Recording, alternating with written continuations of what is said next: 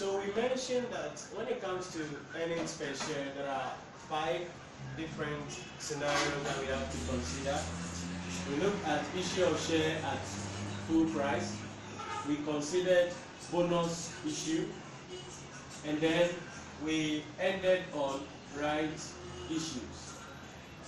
And we said these 3 circumstances are all for what? Basic earnings per share, because it is about what has happened in the company.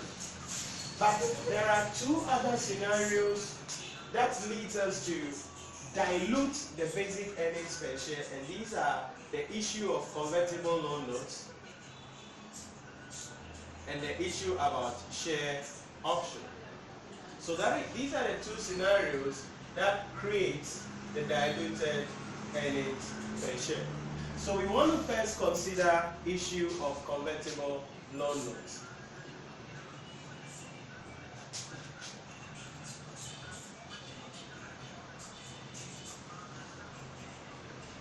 Or convertible debts. Now, what are convertible debts?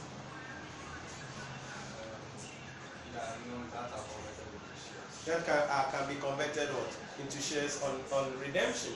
So these are loan notes that are issued that the holders of the loan notes have a right, have an option to convert it into what? Some amount of shares on redemption. Now, when we issue a convertible loan note, immediately we issue a convertible loan note, the standard suggests that we need to calculate the new earnings per share of the company.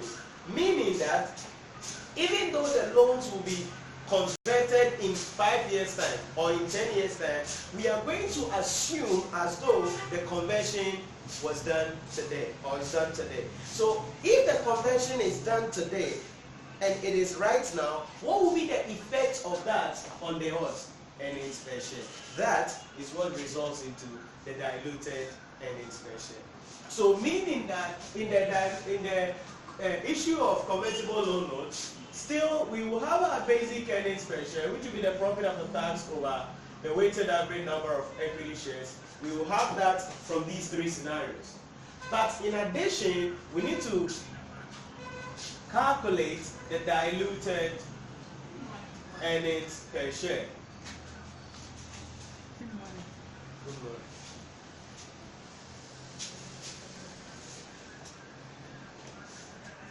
So nothing is done. We just started with diluted earnings per share, and which is going to be still the profit after tax divided by the weighted average number of equity shares. But this is what you have to note.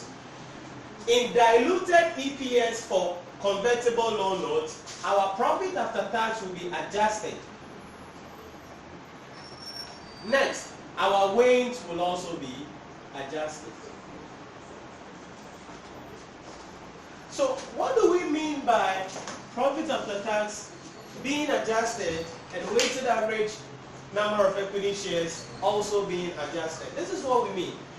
You see, when we issue convertible loan notes, we are going to be paying interest, isn't it? We're going to be paying interest.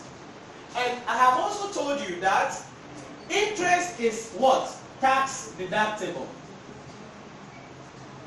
So, if we are going to assume that this bond that we have issued has been redeemed or has been converted into shares today, that means we won't pay the interest any longer. So we have to add that back to our profit. That also means that the tax benefit we would have had on the interest, we won't also have that again. That means we need to subtract that from the profit. That leads us to the adjustment of the profit after tax. So look at it. Profit after tax adjustments. So we bring the profits after tax given in the question. Then, I like to do 2 cash columns. Then we bring the interest that we are going to be paying on the debt. Then we will less the tax benefits. And that gives us what we call interest net of tax or interest after tax, and we add it back to our original profit, and that gives us our new profit after tax that we will use in the calculation of our earnings per share. So this is how we calculate the profit after tax, the adjustment. So listen to the concept very well. The reason why we are doing this is because we are assuming that the loans are converted today, right now. Okay, so if the loans are converted, then you won't pay interest again. So that interest that would have been a deduction, that has been deducted from this profit, we add it back. Now, if you are not paying the interest again, it means the tax benefit on the interest, you will not also enjoy it again. Because that tax benefit has increased our profit. So we need to what? Subtract it out. So we subtract and we get the interest net tax, and now we get the adjusted profit. So that's the numerator, adjustment of the profit. Second, weighted average number of equity shares. So when we have convertible loans, how do we calculate the weighted average number of equity shares? The weighted average number of equity shares will be equal to the original shares, or if you want, outstanding shares, plus the extra shares on conversion. Extra share on conversion. Now you see that I've put the conversion in inverted commas because it is not something that has happened. We are assuming it. Okay? But if you don't put it in inverted commas, the examiner will not do anything to you. It's just something that you can know. So this is how we calculate the weighted average number of equity shares. Yeah, that is about issue of shares. So let's look at an illustration. So example.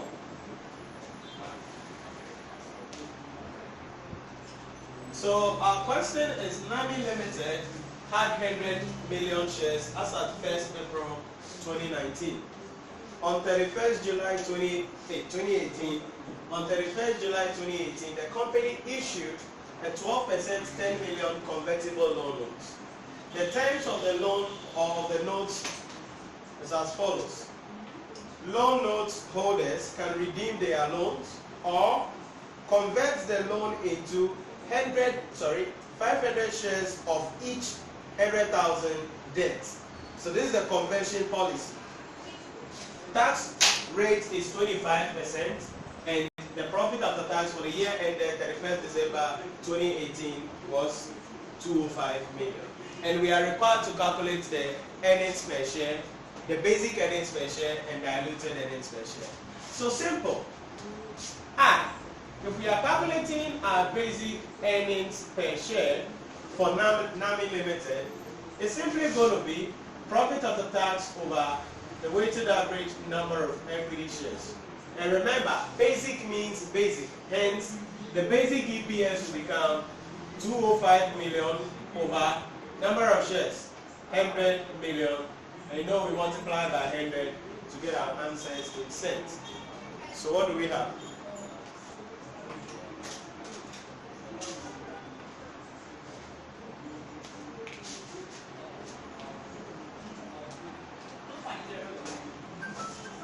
$2.05 cents. Oh, okay. No, not percent. That 100 is not percent. So 205 cents. Meaning, if we are taking this to dollars, what would it be? 495. To dollars, we will divide it by 100. So it becomes 2.05 now. Are you getting it? But always we have to leave our answer in the smallest unit of the currency. So if we were dealing with Ghana cedis, this would be 205 pesos. So if you are bringing it to Ghana cedis, then it will be 2.05 Ghana cedis. Sounds good? So it's not percent. So that's our basic EPS. But that is not what will excite the examiner, because he knows you can do that. So this is what will excite the examiner. Diluted earnings per share, which is going to be the profit after tax divided by the weighted average number of equity shares. And remember, we're going to adjust the numerator part and adjust the denominator weights. So how do we go about our adjustment? First, profit after tax. What did we say was our approach? We are working in million. So we bring what? Profit after tax as per the question. How much is the profit after tax declared for the year? So 205 million. Then we're going to bring the net effect of the interest. So what is the interest here? We are told that, now look at it. Always the percentage in front is the coupon rate of the debt. So it is 12%, 10 million convertible loan. So if you are looking for the interest, it's going to be 12% of what? 10 million. So 10 million times 12%, 1.2. Okay. Then the tax.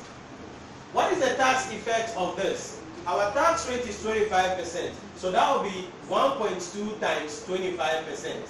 What do we have? 0.3. So deduct it.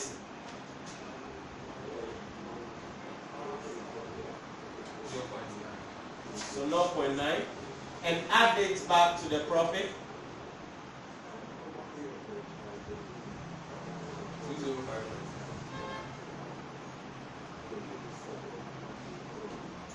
205.9 million dollars.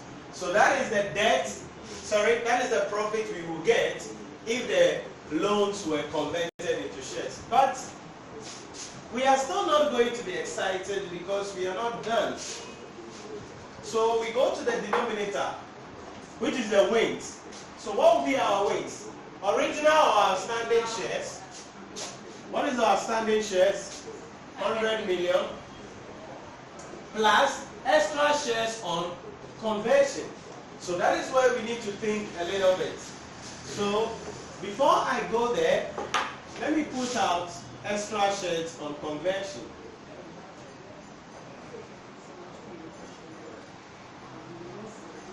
So how do we get, what is the conversion policy from the question? 500 shares of 800,000. So you get 500 shares for each 100,000 bond you are having. So if 500 shares is equal to 100,000, then how many shares will 10 million be? Sounds good? So what do? Cross multiplication. So the extra shares on conversion will be equal to 500 over 100,000 times 10 million. What do we have? 2 million. 2 million shares. So now we have the extra shares that will be converted. So the next thing is that our what confirming?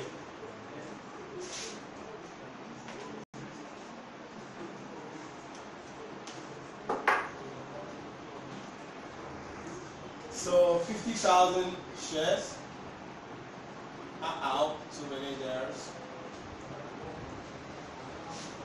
So 50,000 shares. So now what will our weights be? Our weights will be equal to the 10 million shares in 100 million shares. Now, how do we express this in million?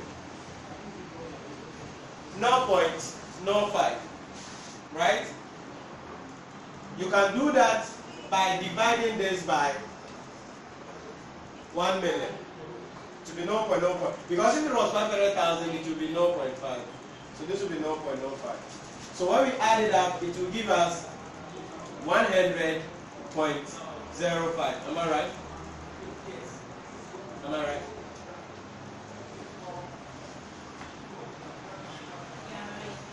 Okay. So now, this is where the excitement of the examiner comes in. So now you have been able to do this. You've been able to do this. So diluted EPS. So diluted earnings per share will be equal to our adjusted earnings per share. Sorry, our adjusted profit 205.9 divided by 100.05 million. Remember, we are times 100. International living here.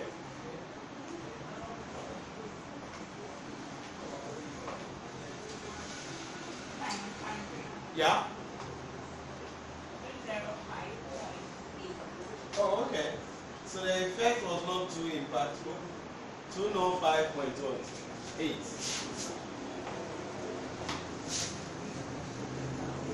Usually, when you calculate the diluted earnings per share, it falls. Usually, it decreases. But sometimes it's not all the time. 0.6, right? Because the basic is what they are getting now. The diluted is what they will get if the shares are converted. So it means to some extent they will be better off if the shares.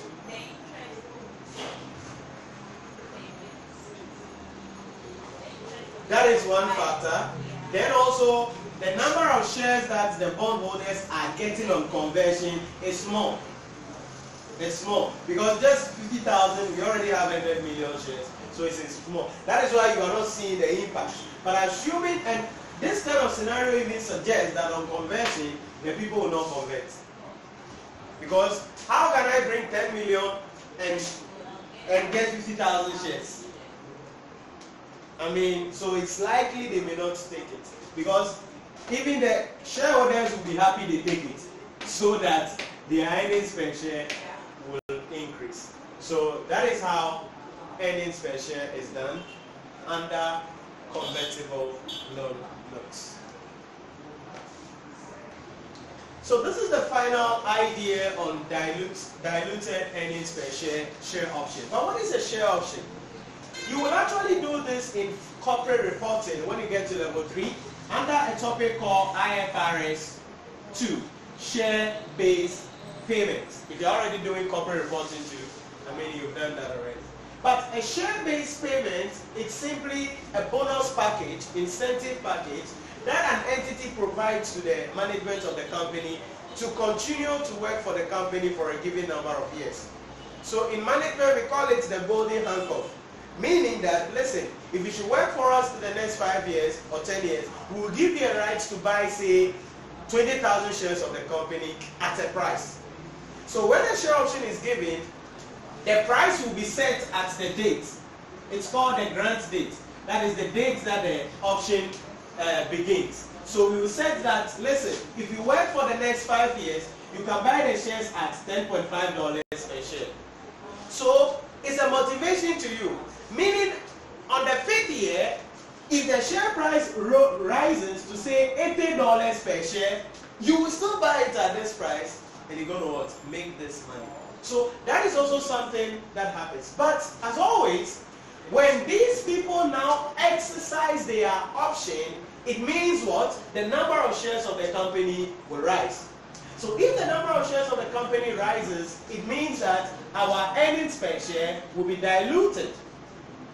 So diluted EPS and a share option, still profit after tax will come, and then wins will be here. But this is what you have to understand in relation to share option. When we undertake share option, the profit after tax is not going to change, okay? Because that will not impact on the profit like the convertible loans impacted. The only thing that is going to change is the weighted average number of equity shares. So that is what you have to understand about it. But how do we go about calculating the weighted average number of equity shares? There are three steps we will follow to calculate weighted average number of equity shares. The first thing is to calculate what we call the percentage of dilution. The percentage of dilution. Now, what is the percentage of dilution? You see, when we actually ask management to buy shares, we are asking them to buy the shares below the current market value of what? The shares. So, because certainly at the end of the day, they are going to buy the share below the share price. So the difference between how much they are paying, the exercise price, and the current share price is what we refer to as what? The dilution. So percentage of dilution will be defined as the current market value minus the exercise price divided by the current market value times 100%. That is the percentage of dilution. From there, we calculate the number of shares in the option. The number of shares in the option. How do we calculate the number of shares in the option? Number of shares in option will be equal to the percentage of dilution times the share option. The percentage of dilution times the share option. The percentage of dilution times the share option. Then number 3 is now to calculate our weighted average number of equity shares. And we calculate the weighted average number of equity shares by what? Adding the outstanding shares. So weighted average number of equity shares will be equal to the outstanding shares or original shares plus step 2, number of shares in the option.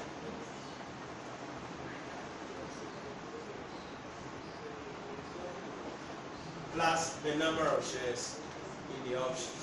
So these are the 3 stages we follow in calculating. 3 stages we follow in calculating the weighted average number of equity shares.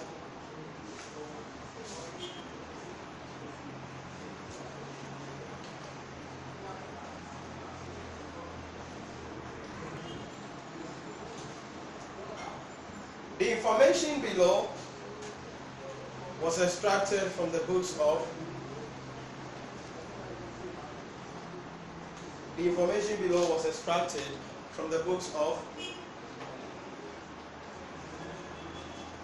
Norwich Limited. From the books of Norwich Limited. Profit after tax 1.2 million.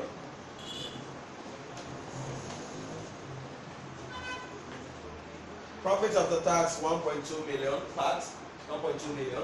Wins outstanding 5 million. Wins outstanding 5 million. Average fair value of ordinary shares. Average fair value of ordinary shares $6. Average fair value of ordinary shares $6.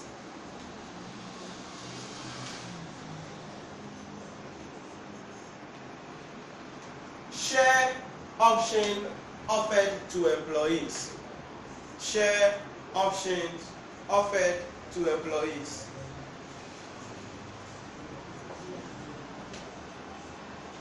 $1 million shares. 1 million shares. Exercise price exercise price for shares under the option, exercise price for shares under the option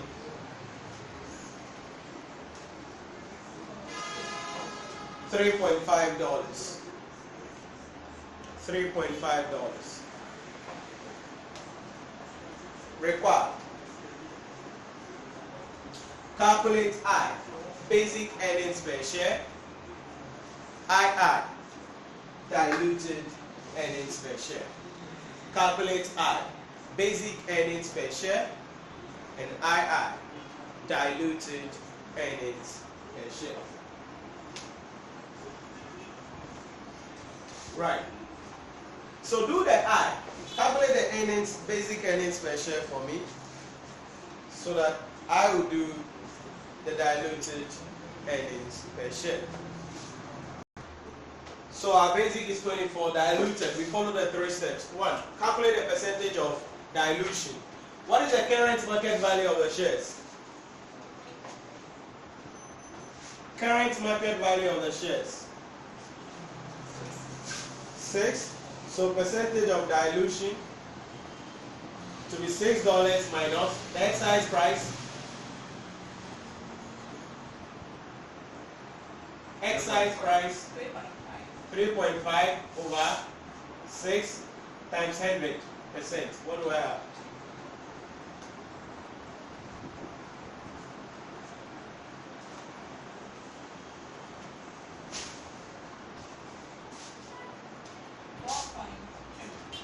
Percent 42.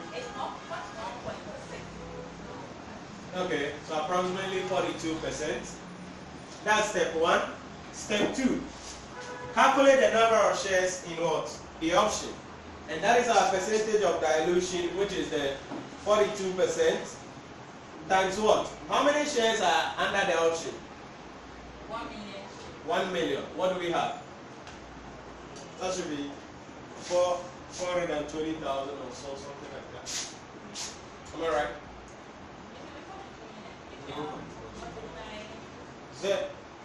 It's 42%, right? Yeah. So if you're multiplying the percentage by 1 million shares, You can do 42 over 100 times this, or you can do 0.42 times 1 million to get the answer.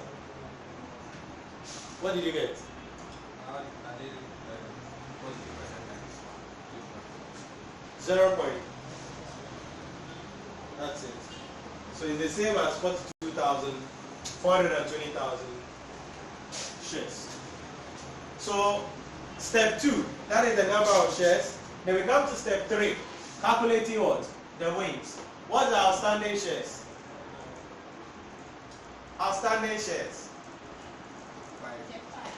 5 million plus the extra shares under the option. 0.42 mil. And so that gives us 5.42 million. Now that we have the preambles, diluted EPS will be what? What was our part? 24. You sure? Profit after tax. 1.2 million. Divided by the weighted average number of equity shares, 5.42 million times 100. So what do we have? 22.15.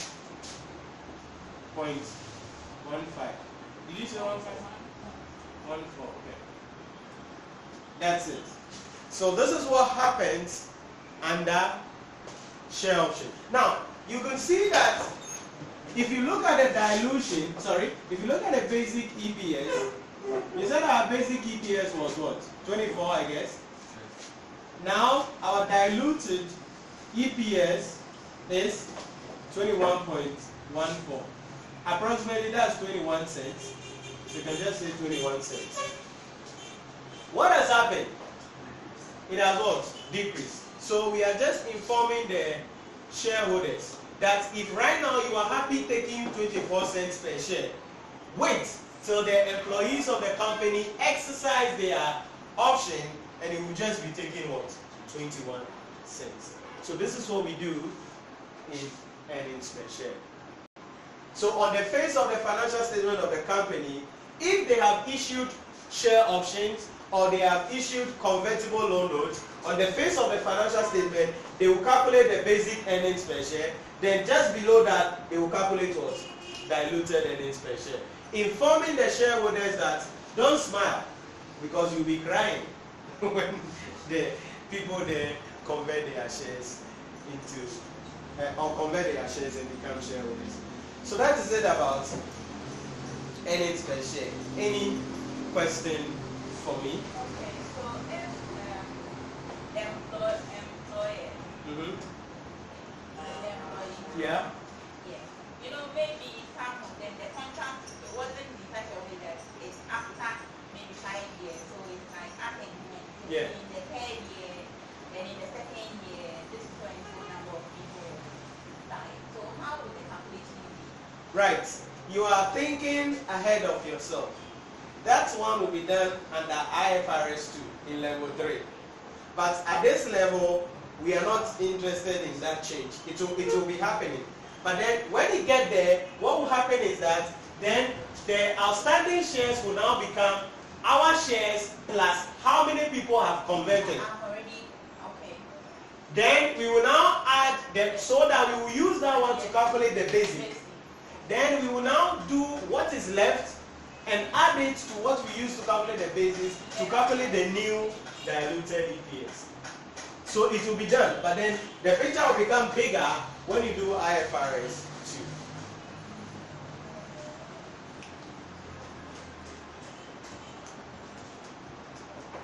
So it is either the examiner is going to set a separate question for you to do basic earnings per share, or as part of the income statement question, 5 marks or 3 marks for you to calculate the basic earnings per share and the diluted earnings per share.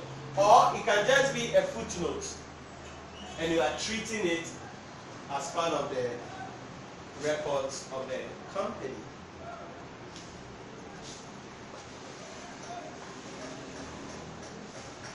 Now, finally, let's look at limitations of earnings per share. This is theory. Limitations of earnings per share. You see, it is one of, as I said in my in our first meeting on earnings per share, I mentioned that it is one of the indicators or things that investors would see first. So apart from looking at this company is making more profit, they want to look at how much of that profit, how much of the profit will each shareholder get. So earnings per share. So that informs shareholders about how much, and investors about how much they are likely to be earning if they invest in this company. But there are limitations to relying on this and making investment decisions. So let's look at some of these limitations. 1. Earning per share does not take into consideration inflation. Earnings per share does not take into consideration inflation. Earnings per share does not take into consideration inflation. And it's true. We are pretending that the thing is now. Okay, if it is now, why won't we calculate the present value of it? Or include inflation in it? Because this is what may happen maybe 5 years' time. But we are assuming it's today. So it hasn't built into it the rate of inflation. And it's bad. 2. It is basically based on historical information. It is basically based on historical information.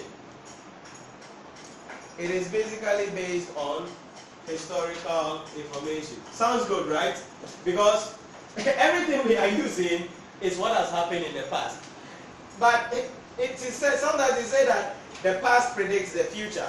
But sometimes it's not always the same thing. Because companies can be doing well, there's something to strike them, then they go down. So we cannot rely on it because it is based on historical information. Next one. Earnings are directly affected by the choice of accounting policy. Earnings are directly affected by the choice of accounting policy. Earnings are directly affected by the choice of accounting policy. Yes, because the parts we are using could be adjusted. There are a lot of manipulation that we could do.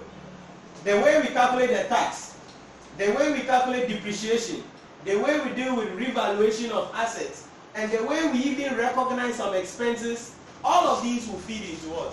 That. So yes, the company can be saying that we are paying more or we are making more profit, and so we can pay more out. But in reality, it may not be so. Why? It is because of the accounting policy. Because companies can use creative accounting, window dressing, and other manipulative forms in order to present that they are doing well, when in reality, they are not. So that's it about that. Lastly, earnings per share measures an entity's profitability. Earnings per share measures an entity's profitability, but not cash flow. Earnings per share measures an entity's profitability, but not cash flows. And this is also a key thing. We may be making this money, but where is the money? So it doesn't tell us about how much money is flowing into the business, how much money is going out of the business. That is why beyond the income statement and other comprehensive income, and to the after the balance sheet, we need to prepare the cash flow statement. Because a company can make a profit of 1.2 million in a year, but you go to their balance sheet and you will see that they have bank overdrafts. So the average shareholder will ask, now persona moye and what Diana? Is it here? Persona moye and what Diana? Because profit means money to the literal investor, but that is not the reality. So earnings per share, just look at the profitability of the venture and not the cash flow of the venture. So these are some of the limitations we can talk about in relation to earnings per share. Any questions for me? Any questions? So the document I sent to you, you go to the last part of it, and there are a lot of questions there. Please make sure you answer. So let me tell you what you're going to do. You're supposed to try all of them, but I will inspect question 3. So answer question 3. So I will see it and I'll take it next week. Is it a EP, yeah, is it model 9 or model 17? 17. Right, so if you are watching this on YouTube, I'm going to put this book in the description. So there is a link in the description. Check it out and you can download this notes for the lecture videos and try the assignments and send them back to me. If there are any questions you have to, put them in the comments box. I'm going to answer. Then you can check the right side of the screen and then the left side of the screen. I'm going to leave some playlists there and you can see them. Click on them and watch some other videos and make sure that you share with others. So I'll see you in another lecture video as we talk about some other accounting standards.